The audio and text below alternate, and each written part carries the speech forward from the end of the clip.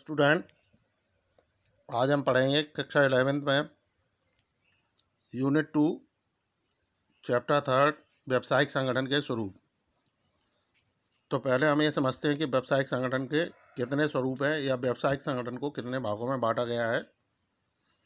तो जैसा कि सभी लोगों को मालूम है कि व्यावसायिक क्रियाओं के संचालन हेतु प्रत्येक व्यावसायिक इकाई को व्यावसायिक संगठन से किसी न किसी रूप को अपनाना होता है। यानी जब हम व्यवसाय के अंदर व्यावसायिक क्रियाएं करते हैं, व्यवसाय से संबंधित कार्य करते हैं, तो हमें व्यावसायिक संगठन के किसी न किसी रूप को, किसी न किसी फॉर्म को यूज़ करना पड़ता है। और भारत में आदिकाल से यानी पुराने समय से स्वामित्व के आधार पर जो व्यावसायिक संगठन के स्वरूपों का विकास हुआ,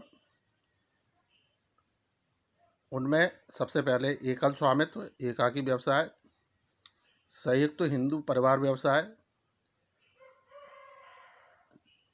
साझेदारी, सहकारी समितियां और कंपनी, ये 5 प्रमुख रूपों में व्यावसायिक संगठन का स्वरूप का निर्माण हुआ, जिसमें से सबसे पहले हम बात करेंगे एकल स्वामित्व या एकाकी व्यापार की, सोल प्रोप्राइटरशिप बिजनेस या सोल ट्रेडशिप बिजनेस। तो ये एकाकी स्वामित्व व्यापार या एकाकी व्यापार क्या होते हैं, पहले इनकी बात कर लेते हैं। फिर जो अन्य 4 व्यावसायिक संगठन के स्वरूप हैं उसके बारे में हम बात करेंगे। तो स्टार्ट करते हैं हम, एकाकी स्वामित्व व्यवसाय क्या होता है। तो एकाकी स्वामित्व व्यवसाय व्यावसायिक संगठन का वह स्वरूप है जिसकी स्थापना, वित्त व्यवस्था, प्रबंध निजी उद्यमी पूर्ण स्वतंत्रता के साथ करता है। यह व्यक्ति सभी जोखिम वहन करता है तथा सभी लाभ प्राप्त करता है। यदि कई हानि होती है तो वह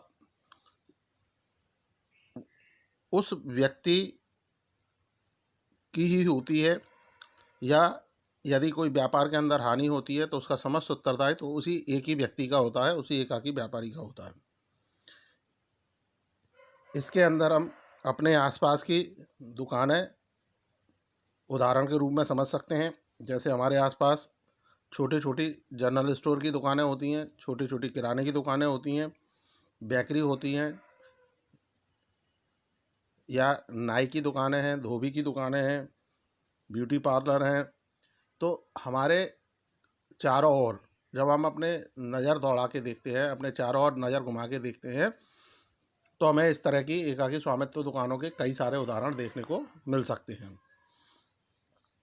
तो कुल मिलाकर एकाकी जो व्यवसाय है वो सर्वश्रेष्ठ है, वह सब जगह प्रचलित है, सबसे ज़्यादा प्रचलन में है, क्योंकि इसमें जो व्यक्ति, जो व्यापारी होता है, जो व्यवसाय को प्रारंभ कर रहा है, वह स्वयं ही उस व्यापार के अंदर वित्त की व्यवस्था यानी पूंजी लगाता है, उसकी प्रबंध व्यवस्था करता है, यानी उसको व्यवसाय को चलाने से संबंधित समस्त कार्य करता है, और उसके लिए कोई रोक टोक नहीं होती। यानी अगर हम शॉर्ट में बात करें तो जो एकाकी व्यवसाय है वही दुकान का मालिक, वही उस व्यापार का कर्मचारी, वही उस व्यापार का नौकर, वही उस व्यापार का अकाउंटेंट, वही उस व्यापार का मैनेजर, यानी सारे के सारे काम वह स्वयं करता है। यानी कुल मिलाकर सुबह दुकान खोलने से लेकर रात को बंद करने तक के जितनी भी समस्त व्यापार के अंदर क्रियाएं होती है वह स्वयं करता है, और जिसके लिए वह पूरी तरह से स्वतंत्र होता है। उसमें होने वाले लाभ हानि सब उसी के होते हैं। व्यवसाय में लाभ होता है तो उसका उत्तरदायी भी वही व्यक्ति हो गया, और हानि होती है तो उसका भी उत्तरदायी वही होगा। सो स्टूडेंट, आपको ये एकाकी व्यवसाय क्या होता है समझ में आया होगा। इससे संबंधित डाउट्स और क्वेरीज के लिए आप कमेंट सेक्शन में जाके कमेंट कर सकते हैं, या आप मुझे पर्सनली मैसेज करके पूछ सकते हैं। So thank you.